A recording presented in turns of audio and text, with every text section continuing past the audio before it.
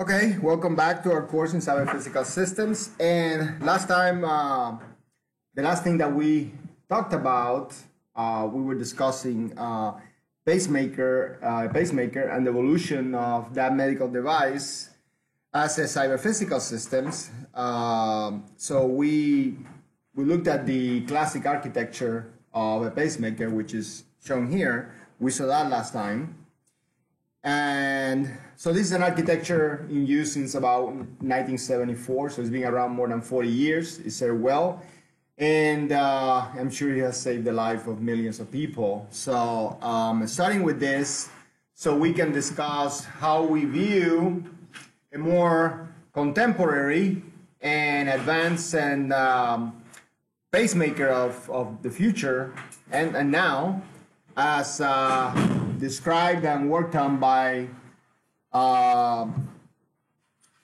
a medical devices company.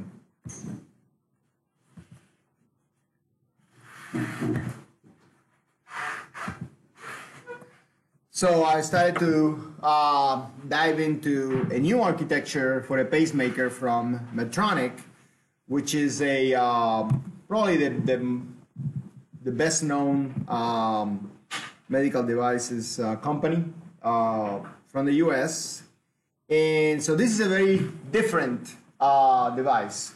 So much smaller and much smarter. And I want to review a few slides how this is conceived. And if you look back at that block diagram that I showed at first here now, you'll see the differences in terms of how you go about the architecture and how you go about conceiving that system. So obviously that block diagram is much more classic of regular electronic, analog, digital circuitry, and so on. So this device is much more interesting, much smarter. So actually it is injected, so you don't have to make an incision. You don't have to cut people up. And it goes through the vessel and reaches the heart, and basically it latches itself mechanically with some tiny claws to the tissue. And then it has a wireless communication interface that allows the physician to communicate with it and control it from an app in a phone or some type of portable device. So if you think about what is the way of going about conceiving and coming up with a system like this, modeling is an imperative in the way that you go about architecting this device. So here we have a model for such a device, and not only the model but the test bench infrastructure that goes with it. Here we have the actual medical device model that essentially has different, more advanced capabilities. So it's not only a pacemaker, which is trying to help the heart keep the pace and keep on track any type of irregularity in the heartbeat, but it is also a defibrillator. So it actually can assist beyond just with the pacing of the heart rhythm. It can actually shock the heart too. If the heart stops, it can actually bring and help bring the heart back. So has these types of capabilities, and from a programming and software architecture, it is based on a time automata model of a real-time system. So that's a sort of state machine model of implementing software. And then that model has two interfaces. It has a functional interface, which eventually is going to be the interface that the device is going to have, but it also has a formal interface. It has a formal interface that is an artifact of this test bench, okay? And it's going to allow us, the model, as we try to develop this product, is going to allow us to compare the behavior and the response of the formal interface with that one of the functional interface, the one that we are supposed to be optimizing, the one that we're supposed to be designing. That is going to employ a common interface that is going to contain a functional part and a formal part. The formal part is going to generate formal sensing for the formal interface, which is sort of a ideal. So formal in this case is sort of like an ideal case. We want to compare the ideal case to what we're trying to design so we can approximate the ideal behavior of functionality of the device. And also is going to be providing a formal response. So we have formal signals and the functional signals that are going to be what we are going to be designing. So we have these two interfaces in this common bridge here. And that is going to be connected to an actual model of the heart. So that is the physical part. That is the physical part of the heart, and is going to be providing the position of this device in the heart. And here we're going to have a synthetic heartbeat being generated by this functional interface, and then we're going to be analyzing the functional pacemaking signal that comes back from the equipment, and at the same time comparing it with the formal or ideal signals. And then from this side here, we're actually going to be providing to the heart the actual path and connectivity into it, because now this device is going to be able to connect to the heart in a more sophisticated, in a more complex way than the regular pacemaker that only uses a couple of leads. So the point here is that you can see how much more functional sophistication you can achieve as you try to bring more complexity and connectivity to these devices in the medical field. So here we have, as part of the model, some of the timed automata models. So here we have, this resembles a state diagram, a state flow diagram, and you can basically look at different signals, different conditions, how you go from one state to the next, and how that affect the different phases of operation of the pacemaker through time, and how you, what type of voltage. Because at the end, if you are providing this pacemaking signal, you are providing a voltage to the heart. That's still, the heart hasn't changed. It's just how we go about providing that service of that pacemaking service. So still the heart needs that 5 to 7.5 volt pulse to keep it in pace if the heartbeat is irregular. So we can analyze the actual behavior of the state machine and or different state machines in the model, but we also can visualize different points and different paths of signaling that we can have in the heart to get the signals into the pacemaker and also apply the pacemaking signal to the heart.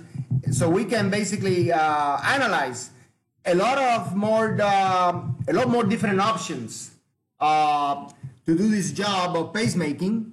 And you can see here we have different points and we have more choices for electrode positioning, and we can have more electrodes than just two.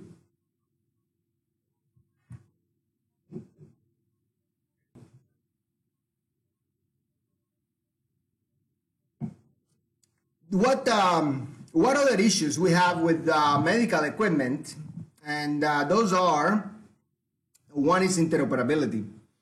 So certainly there is a lot of lack of interoperability in medical equipment these days. So only equipment from the same vendor works with with each other. And even though there is a strong push for an open or a standard way of having equipment, having interoperability, that really is advances very slow. In a sense, there is very very little business incentive for, since the vendors are competing with each other, there is very little business incentive to make this equipment interoperate with each other and use standards.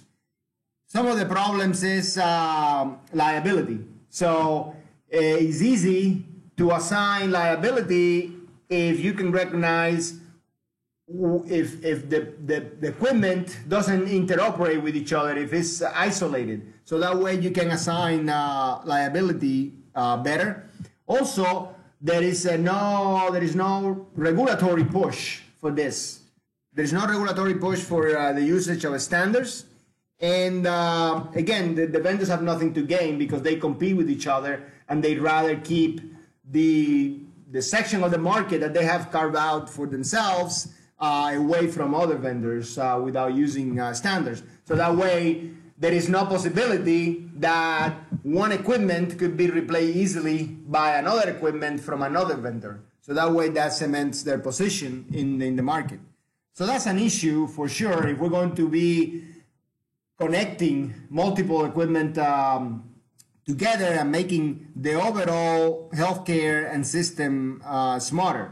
So that's a challenge from a regulatory perspective, more from a business perspective. So we'll see what happened there. But technically, these cyber physical systems do have the ability, and they can deliver on the promise of making healthcare better. The other issue is wireless communication. So shifting from wired communications to wireless communications, that can simplify a lot the connectivities. We know that if you've been to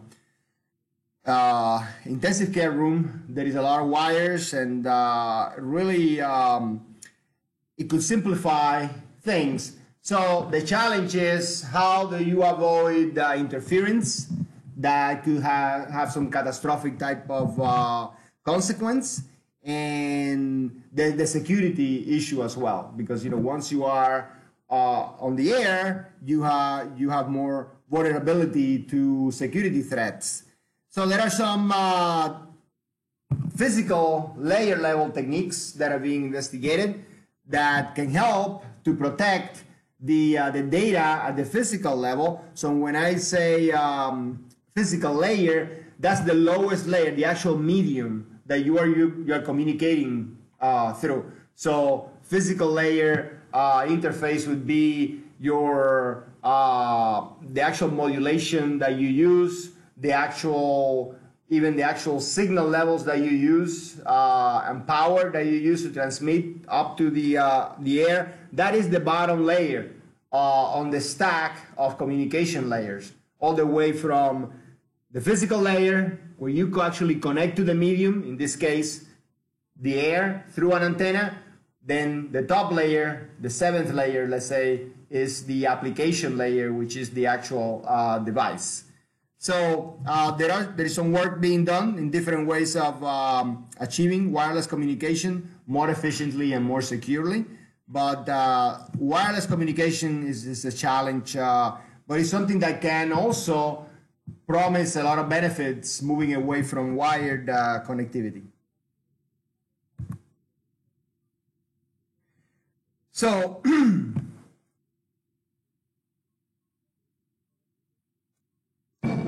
some other issues are the security. If the device fails, for example, how do we ensure that that is still, so the issue of resiliency and reliability and safety. What if it receiving correct information from other devices?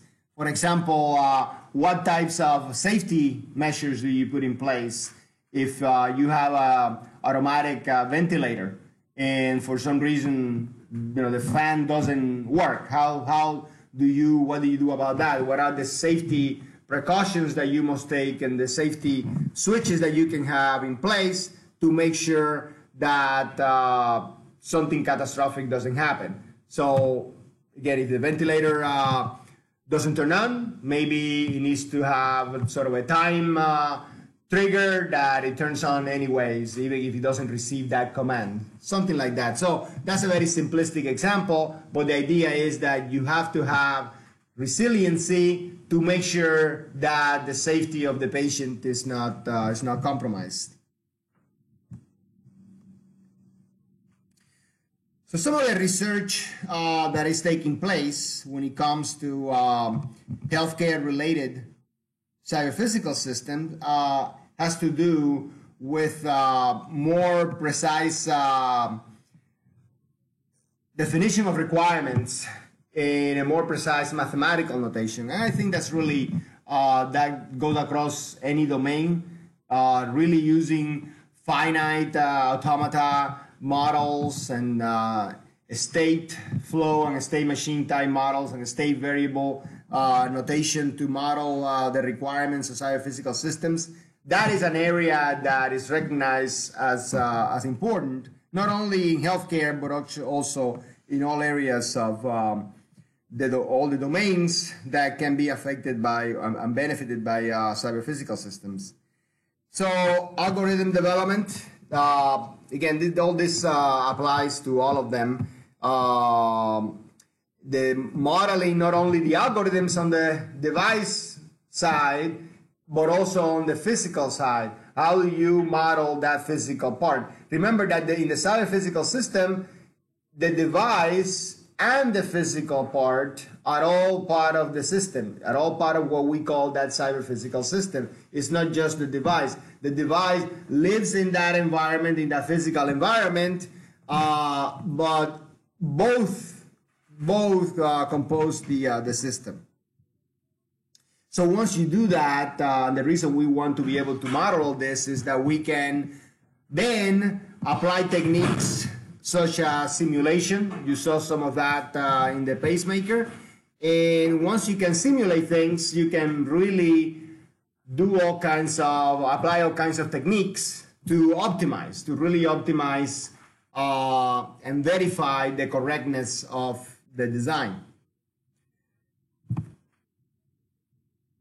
And another thing is that you can also generate, part of that is you can generate design entities, either hardware description or software from the models as well, or verify models and expressions that have been done by hand. You can do either or a combination. I mean, these design flows are heterogeneous in nature themselves. You can have a mixture of things that are written by hand, things that are generated, and the ones that are written by hand, you can use your model. If you have a good model, you can use the model to verify it, and the ones, and if you have a good model, also part of that model may be that it generates code to be synthesized.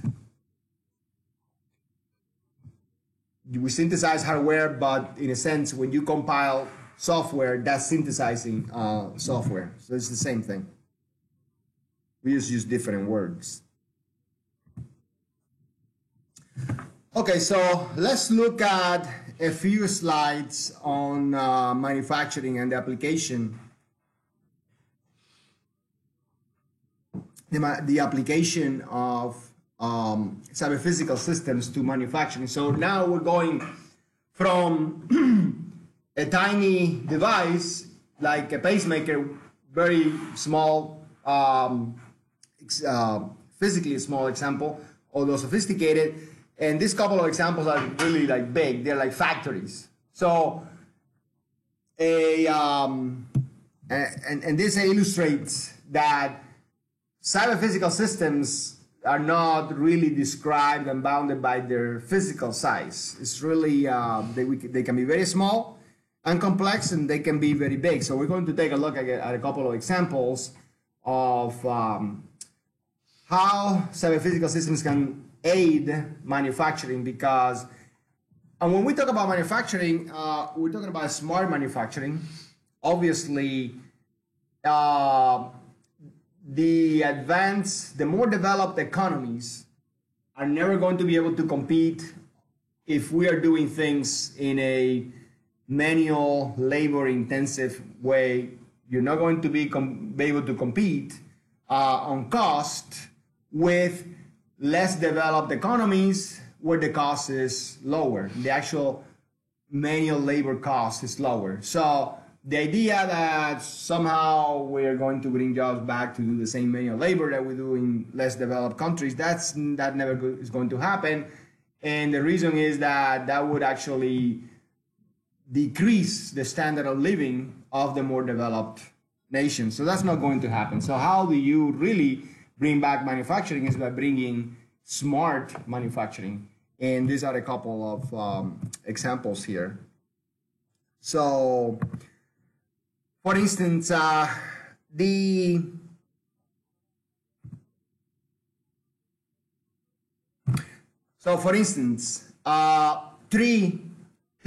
prongs. The horizontal integration through value networks, and we'll see what that is. The second prong is the end-to-end digital integration, and that's when you integrate systems and software that are engineered across the value chain.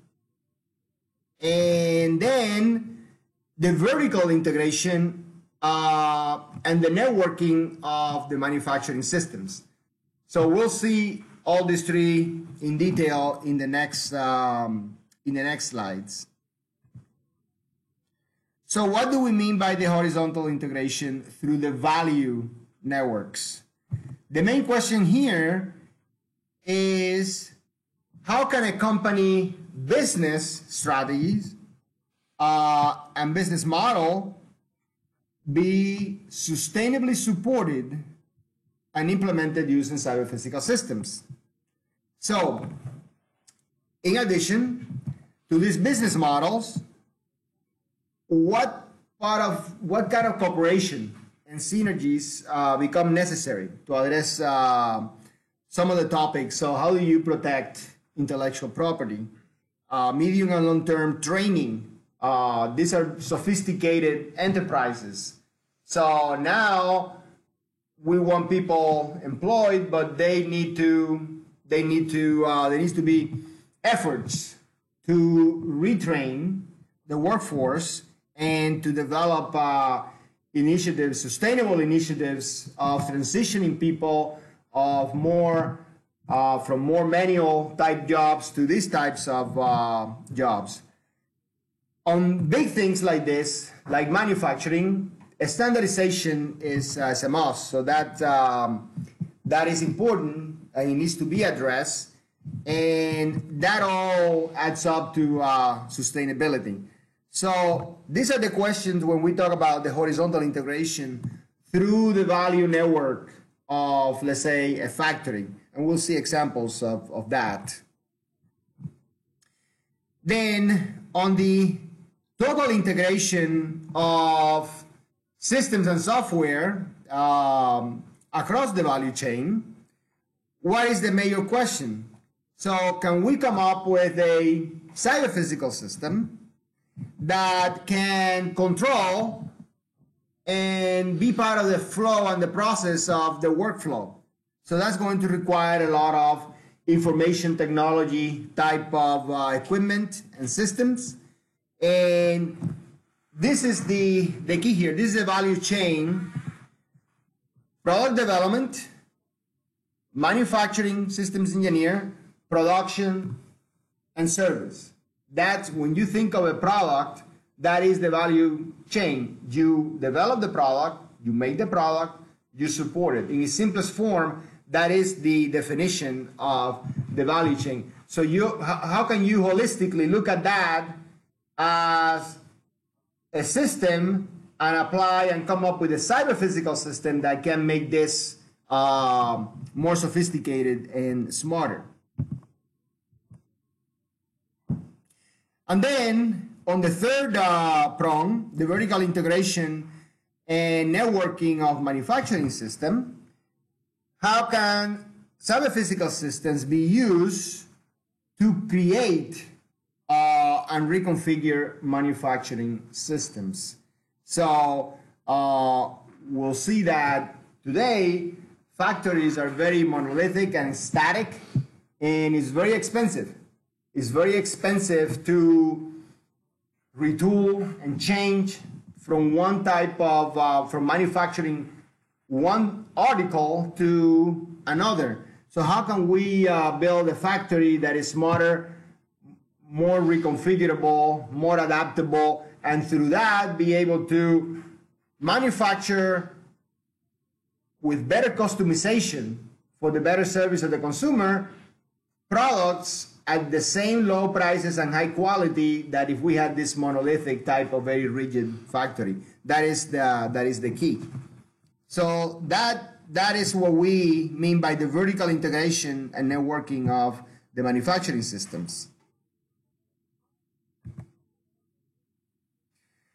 So let's look at some examples. So in some factories, the robots, we use robots in factories, very specific robots to move things, to do things that are dull, dangerous, that are difficult for humans to do, like move heavy parts and things like that. But they are very specific. They're not very smart, even though we call them robots, and they're always waiting for some type of command to do something, and they do it and come back to a state where they're waiting for that command to do the same thing over and over again.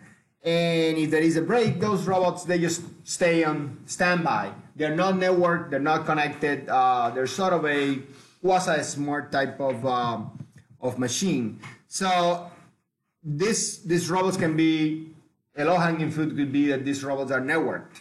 And they can basically save power, go to sleep if nothing is going on. They have an awareness of the backlog of the production, so they can not be active if they are not needed, and then they can wake up as appropriate, as it is appropriate, depending on the flow of product that is coming in or some command through the network.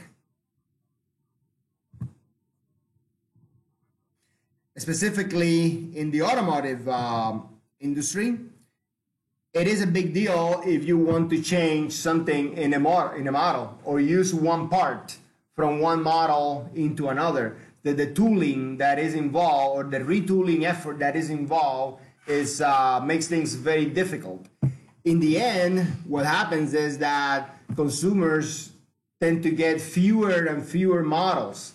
You see, if you pay attention to the automotive industry, you see that there are models that are there for just a couple of years, then they go away and something else comes back. And that's because it's difficult to have consistently a large number of models supported by the factory. And what factories tend to do is either if they want something new, they shut something down, or they just have a few models, and then you have all these different companies with very few models of automobiles. So if there was an easier way to be able to reconfigure the flow of production of vehicles, you could have this type of customization, and consumers would benefit because they have access to more variety of, let's say, cars. So a specific example shown in the next slide, what if you wanted to fit the seat in this model from a different model to get something new? That is basically impossible today without causing a huge bottleneck. But if the factory was smart and reconfigurable, the flow of production was reconfigurable, you could do this in a seamless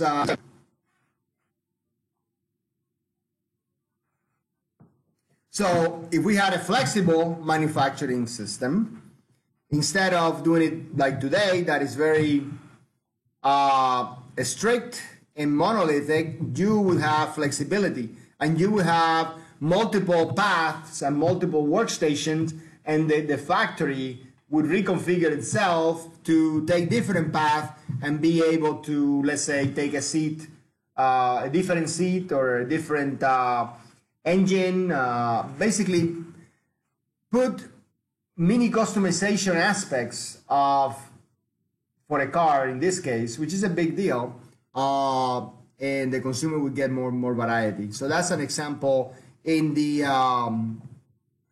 automotive industry. Now the next example is an even bigger example than the automobile maker, and this is textile. I mean, the making of fabric is a big industry. We don't see it, but there are countries that have. Europe is they're big in textiles, and but imagine, you know, we all wear fabric, so that needs to be produced. So textile mills are huge machines or huge factories.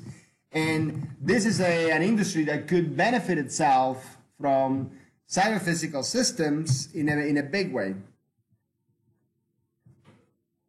So one example in textile machines is the automatic processing of textiles. So instead of having this, what we have, which are very big, huge dumb machines, essentially, you know, basically fabricating the fabric, we could have a network of machines where the supply, the value chain could be flexible, and this flexibility would be interconnected through some communication platform. So here we have, from the supplier, you could go into the first part, the spinning mill, and that has different machines, and you could route through that in a smart way, and then it would, from the spinning, the first processing, the fabric manufacturing process, the first step, then you would go to the weaving part, and again, that weaving part, and this could be far away or they could be collocated, doesn't really matter, but that could actually through that it would be smartly routed through different machines, and then it would go to the next step.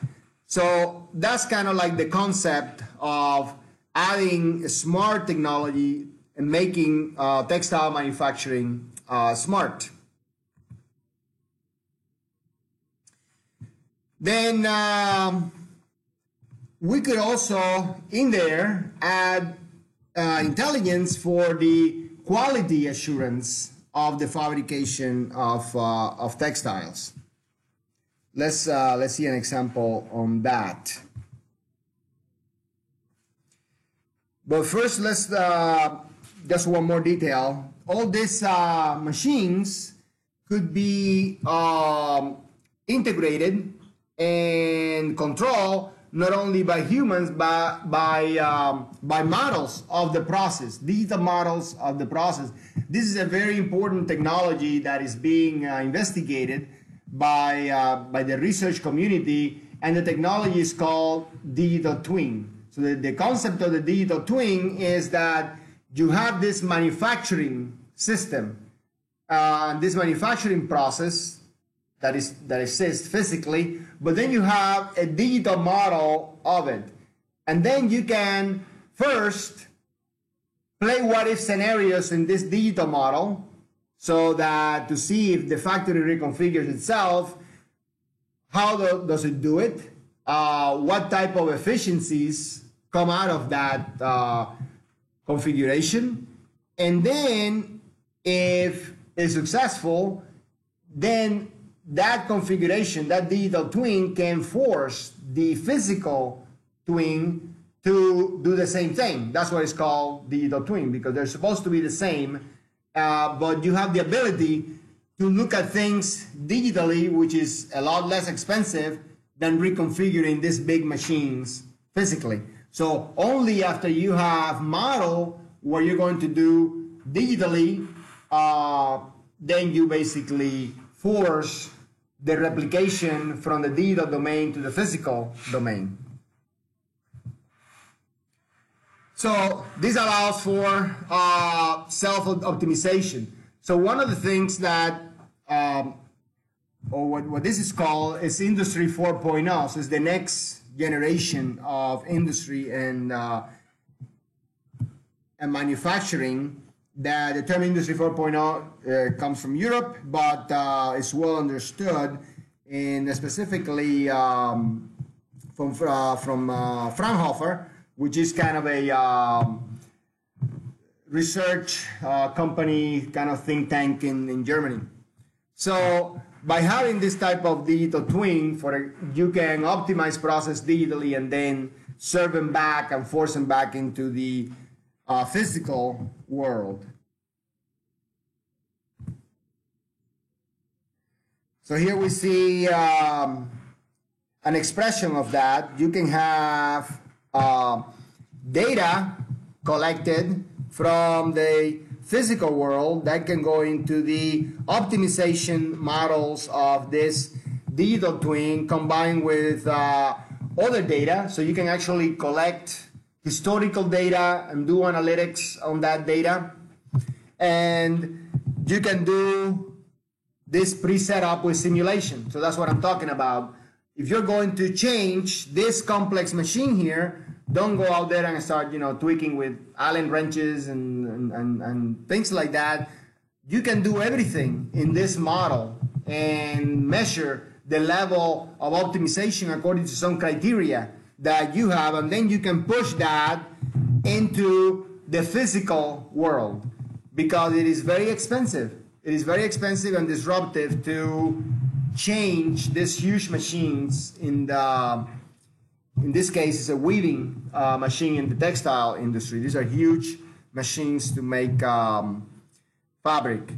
Now, the other advantage that you have of this type of cyber, this is the cyber here, and physical here. The other advantage that you have is that you can bring in sensory data that comes from quality assurance data collection. So here we see a camera that perhaps is doing high-speed camera video inspection of the quality of the thread.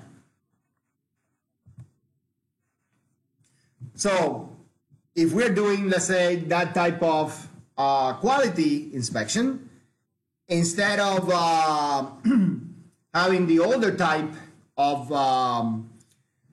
cameras that normally operate about 200 pixels per inch, we're talking about 1,000 pixels per inch, per linear inch. And there have been image processing type of work that can achieve 100% defect detection with this type of sophisticated quality inspection. So this is a picture here of the fabric running through the machine at high speed, and we have a high-speed camera here, and this is the fabric, and we can detect very small types of defects. So this can be used to bin or separate fabric into different tiers of quality. You're still going to sell it all, okay? It's just going to be, one would be lower quality or lower cost, and that would be, another would be like high end that doesn't have any defect. So that it allows for different business models like that. Instead of, and with better selectivity at picking the defects or the batches that have defects versus others that have a lesser number of defects or some that don't have defects at all.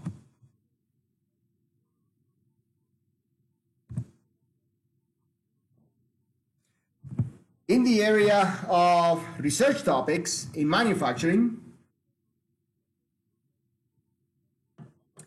we have research going on in the integration of manufacturing system in the cloud and the supply chain. So the supply chain refers to everything that you need to make something.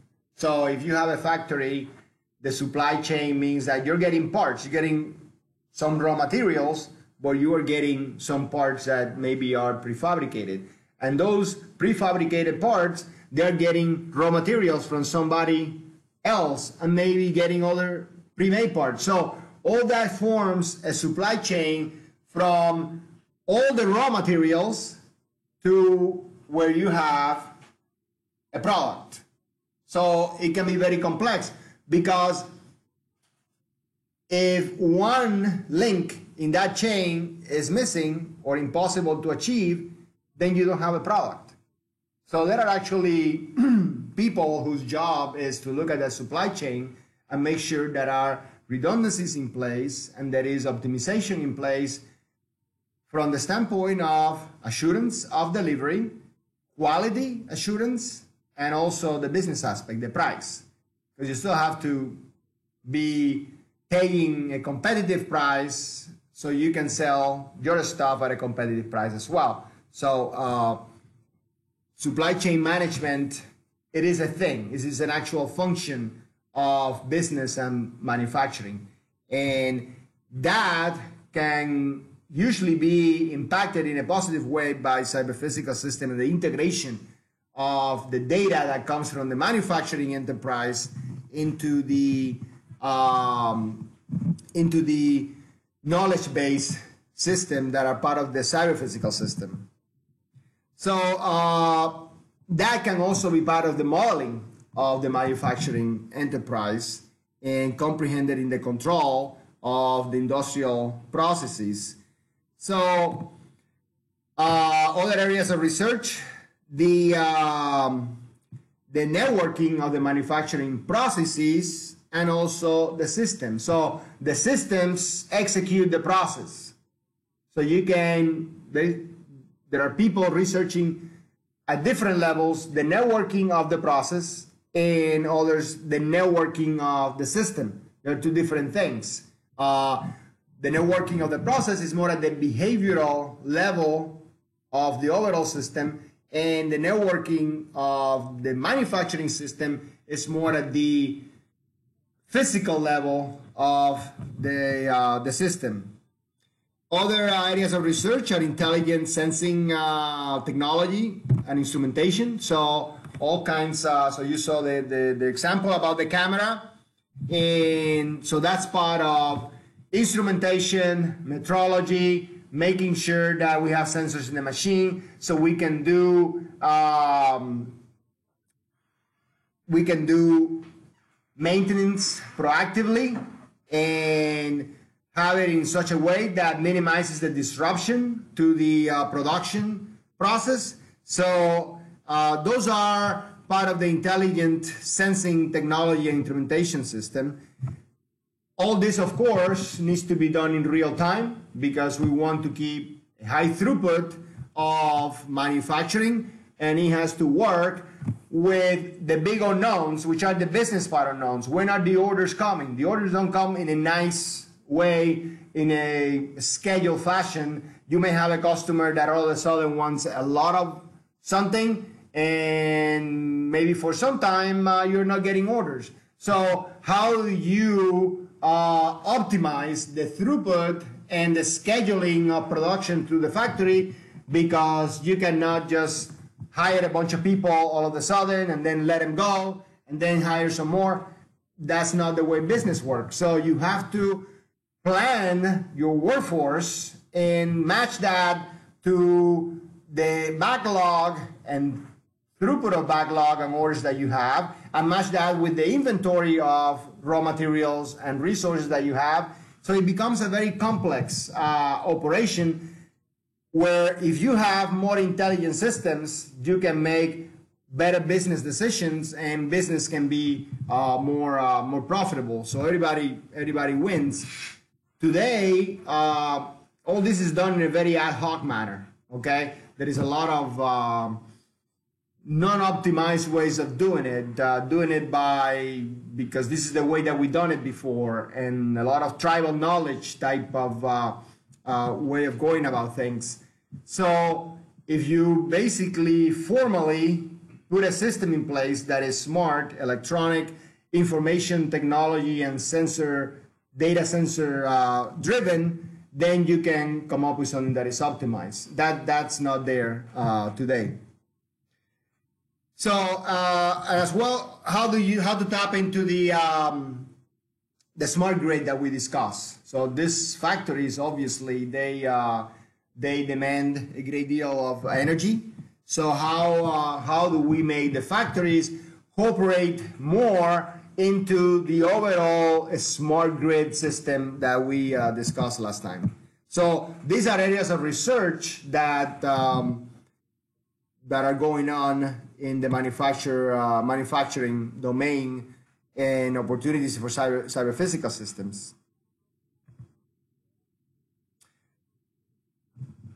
All right, so just in time, we're going to stop here, and next time we'll discuss some examples and opportunities for cyber physical systems in the military domain. Okay, thank you so much.